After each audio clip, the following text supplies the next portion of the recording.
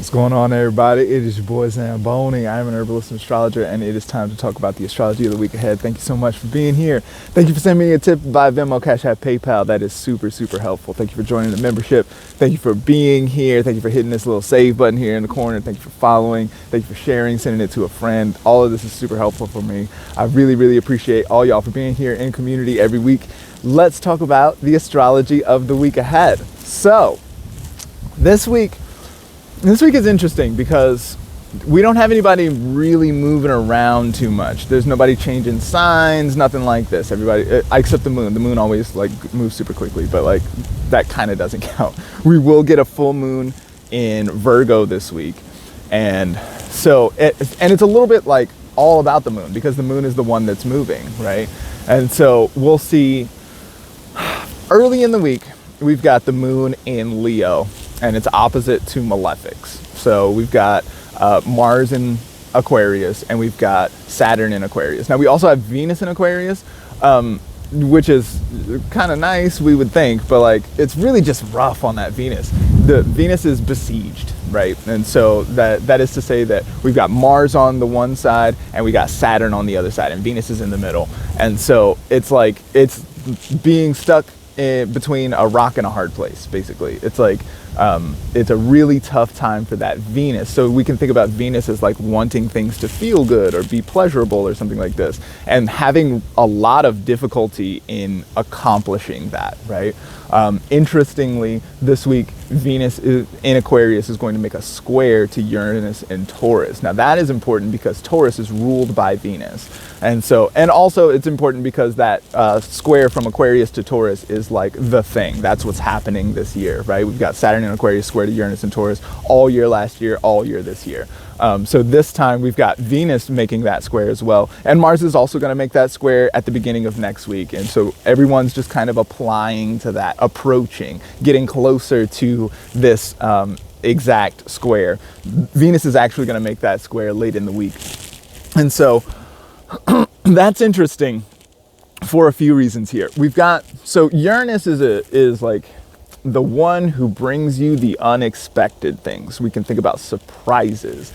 We can think about innovation and experimentation. This has been one of the main themes that I've spoken about since dealing with Uranus and Taurus, especially square to Saturn in Aquarius. I've been talking about necessity is the mother of invention, for example, right? We can see here that Venus, who wants things to feel good, who wants things to move smoothly, who prefers a harmonious dynamic, that Venus is present with Saturn in Aquarius, right? So Saturn in Aquarius has been working with themes around efficiency and systems management, and I think about all of the ways that populations and systems and routines and days are managed. Management is such a Saturn term, right? Then all of those things have this Venus influence, right? And so Venus is trying to get things to move smoothly, but a square is a tense or conflicting aspect with Uranus and in Taurus. And so all of this kind of trying to make it work, trying to make it fit the bill, gets a lot of ruckus this week, especially with Mars moving in there as well. Mars is the action planet. It's the angry one. And we can think about rage or aggression. We can think about conflict, fighting. Mars is the warrior planet, right? So there might be some unexpected, and then so I've been thinking about Venus and Mars together as being excuse me, personally motivated somehow, right? These are the planets that are close to your heart somehow, that have to do with your personal desires, your personal motivations, the things that you really care about, that make you passionate, right? And so there might be an unexpected affront to that, which sort of is connected to this larger efficiency or systems dynamic. So the interesting thing here is that at the same time that this happens, we've also got Mercury in Pisces making a sextile to Uranus in Taurus. So last week I spoke about Mercury in Pisces as being really good with poem and song and engaging with like dream narrative. It's really good for listening. It's really good for engaging with symbolic or metaphoric understandings or epistemologies. It's not as good for prosaic form. It's not as good for, saying clearly or directly. It's very good for like an oblique approach, right? And so that Mercury making a sextile to Uranus and Taurus. So a sextile, this is actually pretty complementary, or can be thought of as nourishing, for example. I've been thinking about Uranus and, good morning, sir. Good morning. Ancestors, don't mind me. So I've been thinking about Pisces stuff as nourishing the earth of the fixed earth that is Taurus, right? So, and I just gave, this is, right, I keep saying this is interesting. It's very interesting because so later, next month, Mercury is going to move into Taurus. So Mercury is going to make it all the way through Aries, and then it's going to get into Taurus. We'll talk about this. This is next month, right? Long time from now. But what's going to happen is Mercury is going to get into Taurus and is going to conjoin Uranus at the same time that Venus, who has moved into Pisces by that point, is going to make that sextile to Uranus. And so we're going to see, and then Uranus, and then Mercury is going to move a little bit forward and be on the North Node. And while on the North Node is going to square Saturn in Aquarius as well. So we're going to see this same theme, these themes around Mercury, Pisces, Uranus, Taurus, and Venus. We're going to see all these themes showing up another time. So we're next month. So right now we're sort of looking at ways that that might reverberate later. We're going to be seeing some stuff. It's like when you hit a chime, and then the sympathy of that vibration can like turn another bell on in the next room or in the like further in the corner or something like this. It's a little bit like that. So we're going to hear that gong happen this week.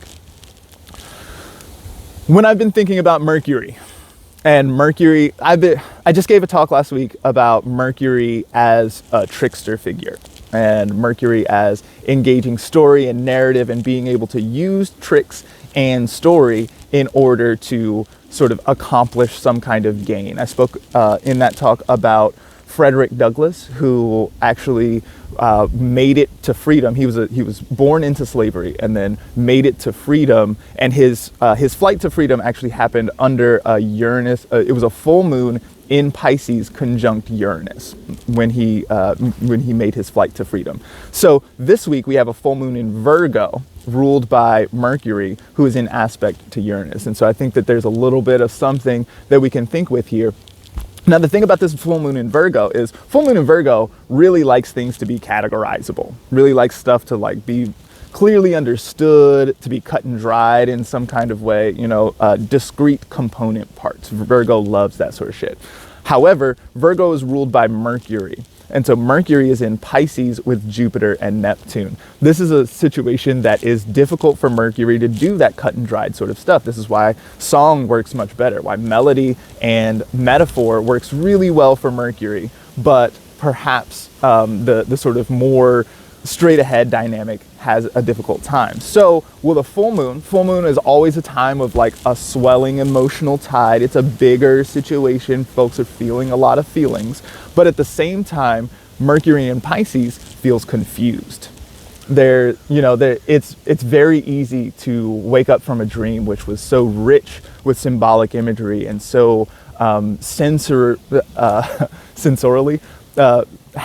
had very rich sensory component to it, and then wake up and be like, what, right? That kind of confusion looks like it wants to pop off. So it looks pretty difficult and aggressive early in the week with the moon opposite to Malefics. And then as the moon moves into Virgo immediately after that, then we can maybe see some confusion. We might see some kind of dynamic where the story gets manipulated in some way. There's on the geopolitical level, on the level of world affairs. Sometimes people call this mundane astrology. On that level, as far as societies and empires are concerned and that sort of thing, this definitely looks like a good time. If I were in charge of a country, then I would get my propaganda game on during this time. That's what I would do, right? I would make sure that I controlled the narrative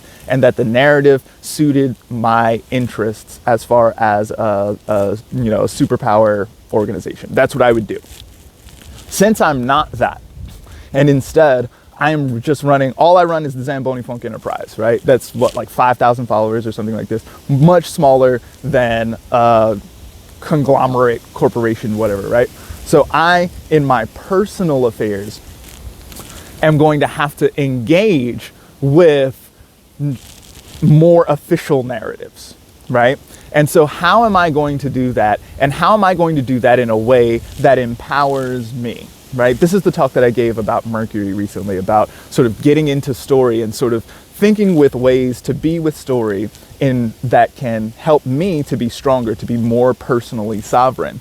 So the way that I like Mercury and Pisces with Neptune for that reason.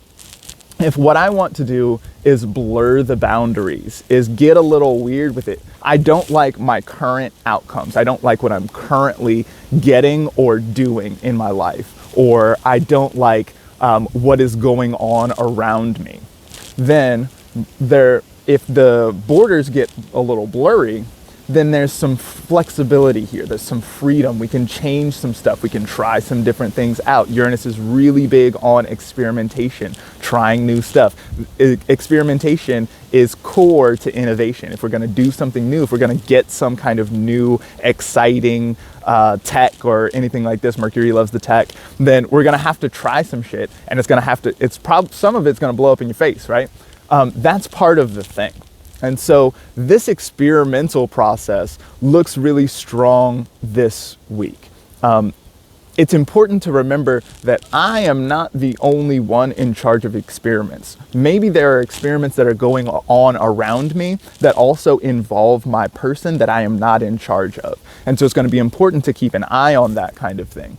Now, with that said, if there's this kind of malleability and flexibility, plasticity is another really good word here. People really talk about neuroplasticity a lot when they're talking about psychedelics and these kinds of things. This is super psychedelic. This is a very psychedelic looking sky. So if you're into that kind of thing, also, if you're not into that kind of thing, beware, right? But there's, with that kind of plasticity, then there's really a good opportunity here, especially via metaphor, symbol, song, to move towards something that you like, right? And so it's going to be important to listen appropriately, listen to the right thing, and beware the official story. That's all I'll say for now. Give thanks. Thank you so much for being here. If you like what I do, please send me a tip via Venmo, Cash App, PayPal. That is the best way to support me right now. I'm about to switch up my whole membership model. I'm about to release some music. And so really the best way to support right now is via tips or by sending it to a friend. Thank you so much for being here. I look forward to seeing y'all next week. Bye.